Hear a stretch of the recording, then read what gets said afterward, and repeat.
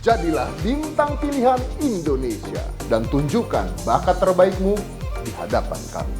Mau jadi superstar seperti saya? Kalian punya bakat hebat yang selama ini kami cari? Kesempatan besar tidak datang 2 kali. Siapkan dirimu dan ikuti audisi online Indonesia Mencari Bakat 2021 mulai 19 Agustus. Kirim link video bakat terbaikmu melalui insetlife.com. Indonesia, Tunjukkan bakatmu.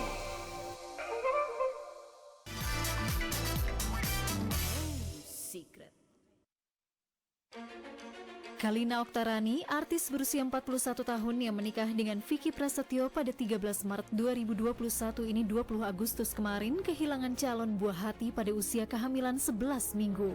Sebelumnya, Kalina melalui postingan Instagram meminta doa agar janinnya kuat, namun keesokan harinya memberitahukan kabar duka dan menceritakan kalau Aska, anak dari pernikahannya dengan Deddy Corbuzier, ikut mengantarnya ke ruang bersalin. Kalina yang mengaku sudah lama ingin memiliki anak lagi ini juga pernah mengalami keguguran pada 23 Januari 2018 saat masih menikah dengan Muhammad Hendrayan. Sebelum hamil, Kalina mengaku sempat pergi dari rumah dan bertengkar dengan Vicky setelah mendengar kabar Vicky akan menceraikannya pada Juni 2021. Vicky yang pernah mengaku terpaksa menikahi Kalina karena permintaan ibunda Kalina yang sedang sakit ini dituntut 8 bulan penjara atas dugaan pencemaran nama baik oleh Angel Lelga, mantan istrinya. Benarkah hubungan Kalina dan Vicky makin erat pasca keguguran? Dan bagaimana kelanjutan kasus dugaan pencemaran nama baik yang dituduhkan kepada Vicky? Saksikan kisah selengkapnya hanya di Rumpi No Secret. Ya, pemirsa, sudah ada Kalina dan Vicky di sini. Kalina, terima kasih sudah datang ya. Aku tahu ini pasti masa-masa yang masih sedih banget, berat sekali buat kamu gitu. Untuk share cerita, masih berasa di badan pasti juga nggak enak gitu ya, Kalina. Kamu sempat cerita bahwa ada saat harus dikuret. Yang kamu telepon juga adalah anak kamu, Aska. Sama mama. Sama mama. 3 tahun yang lalu ya, 2018. Kita sempat juga waktu itu kan ya, membahas tentang kehilangan Kehilangan calon bayi kamu. Itu Iya. juga yang kamu telepon adalah Aska. Apa yang berbeda kali ini ketika kamu menelpon Aska? Kenapa dia gitu? Kamu ingin dia ikut? Apa ya? Ya perbedaannya sih waktu yang dulu sama sekarang. Kalau sekarang pasti kan ada suami yang dampingin ya kan. Kalau dulu enggak. Nah terus udah lah nggak usah bahas yang lalu. Aska tuh sumber kekuatan aku gitu. Sumber kekuatan. Jadi maksudnya jadi sekarang kayak double gitu. Ada suami, ada anak. Jadi kayak lengkap aja gitu. Untuk aku bisa. Apa yang kamu katakan waktu itu waktu kamu menelpon Aska? Pertanyaannya sama sih seperti yang waktu aku keguguran yang pertama kali. Apakah mama bukan ibu yang baik? Karena kan aku ngerasa apa ya? Ini menurut aku ya, di saat Tuhan menitipkan seorang anak kepada kita, berarti Tuhan menganggap itu siap. Nah, di saat aku diambil lagi anak aku, berarti aku belum siap mungkin. Atau mungkin aku belum baik banget untuk menjadi ibu. Itu masih kamu rasakan juga sekarang? Itu, karena aku merasa aku bukan ibu yang baik banget untuk Aska. Kenapa kamu bisa bilang kamu bukan ibu yang baik buat Aska? Aska nggak 24 jam sama aku. Ada hal di mana aku merasa aku gagal menjadi seorang ibu. Makanya kenapa aku pengen banget punya anak lagi, dan dari dulu kamu juga tahu banget aku pengen mendidik anak dengan cara aku, dengan tangan aku. Walaupun Aska itu aku didik tapi dari jarak jauh gitu. Sampai Aska umur 7 tahun memang Aska yang didik aku sendiri gitu. Basic-basicnya supaya dia bagaimana dia menjadi anak yang rendah hati gitu. Dan itu pengen aku terapkan lagi ke anak aku dan Mas Vicky gitu. Tapi ternyata Tuhan kan punya kehendak lain ya, yang akhirnya aku harus merelakan. Walaupun memang kata ikhlas tuh susah ya kita lakukan gitu. Cuma memang kayak sekarang aku gini, biar aku tahu banget batasan diri aku. Jadi aku butuh waktu mungkin kurang lebih 1 atau 2 minggu untuk healing semuanya, rasa kesedihan aku, rasa kenapa, dan pertanyaan aku kenapa dan mengapa aku lagi, kenapa harus anak aku lagi gitu. Jadi biarin aja aku untuk menyembuhkan diri aku dengan cara aku gitu. Apa yang berat lagi dari kehilangan ini? Pikiran apa? usia aku bukanlah usia yang muda lagi untuk punya anak.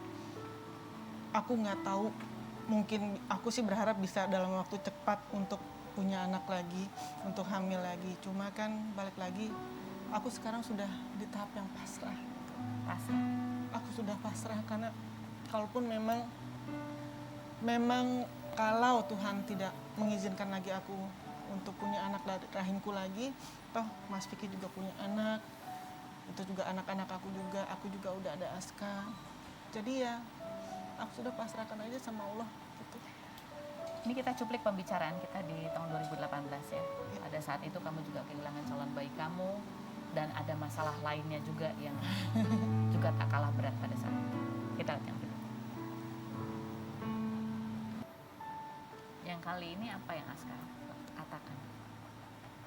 Sama sih, tapi cuma dia lebih nggak seperti yang dulu. Dia lebih banyak diam, dia lebih ngeliatin aku, pegangin tangan aku minta dipeluk dan dia peluk aku. Udah cuma di pinggiran kasur rumah sakit itu dia cuma ngeliatin aku aja gitu. Apa sih pentingnya buat Kalina memiliki anak lagi, menebus yang kamu pernah lewatkan dulu bersama Aska?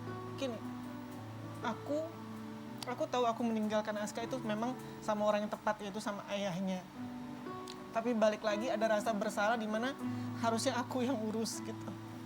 Nah, disitulah aku merasa aku pengen punya anak dan benar-benar aku urus pakai tangan aku sendiri. Karena Aska itu tidak pernah diurusin sama orang lain. Dari Aska keluar dari rahim aku sampai aku pisah sama papanya, itu tangan aku yang ngurusin dia. Mandiin dia, ngasih makan dia, semua. Makanya waktu aku bilang sama Mas Vicky pun, nanti biar aku yang urus. Kalaupun ada yang banyak, karena aku udah usia aku sekarang, itu paling cuma hanya membantu. Bukan benar-benar pegang. Semua biar aku yang urus. Gitu. Segitunya karena aku saking mencintai dan mendambakan seorang anak. Vicky, kamu tahu nggak sih itu adalah apa ya, keinginan terdalam Kalina yang dari sejak lama gitu? Ya, kita kan manusia hanya bisa berencana, tapi segala sesuatunya Allah sudah menuliskan takdir dari semua perjalanan kisah kita. Jadi kalau menurut aku Kalina sebagai orang tua sangat sayang sama calon bayi itu. Tapi untuk mengobatinya, mungkin Allah akan lebih sangat sayang gitu loh. Semoga dia bisa jadi syafaat kita nanti di surga. Makanya setelah dia waktu keguguran, ya aku kuburin, aku bener-bener urusin gitu. Kalau buat Kalina memiliki anak artinya seperti yang tadi dia ceritakan. Iya. Kalau buat kamu, Vicky, apa sih maknanya buat kalian berdua di dalam Ini kan berarti anak aku ketujuh ya, Iya. sebenarnya. Jadi kalau misalkan ya aku akan pasti ini anak pertama aku sama Kalina gitu. Memang kita harapkan, apalagi dia udah ngatur nanti tidurnya di sebelah sini, di sini gitu. Dan kemarin tuh waktu pergi itu nggak maksud untuk tindakan dan lain-lain, justru mau ngecek gitu loh. Makanya dia waktu habis operasi nangis-nangis gitu, kayak bayi kita harus ada di sebelah kita gitu-gitu. Ya aku lebih nenangin. Makanya ya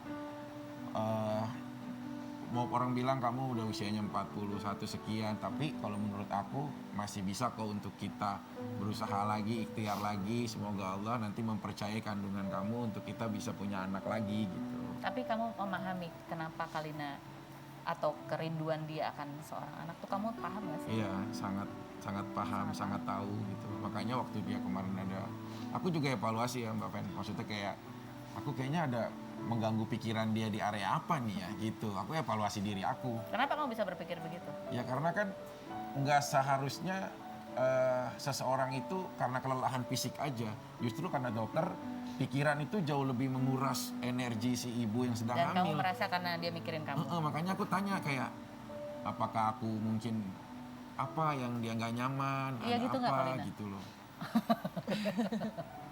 Ya biar cukup aku yang tahu aja. Cukup kamu yang tahu. Ada kekhawatiran?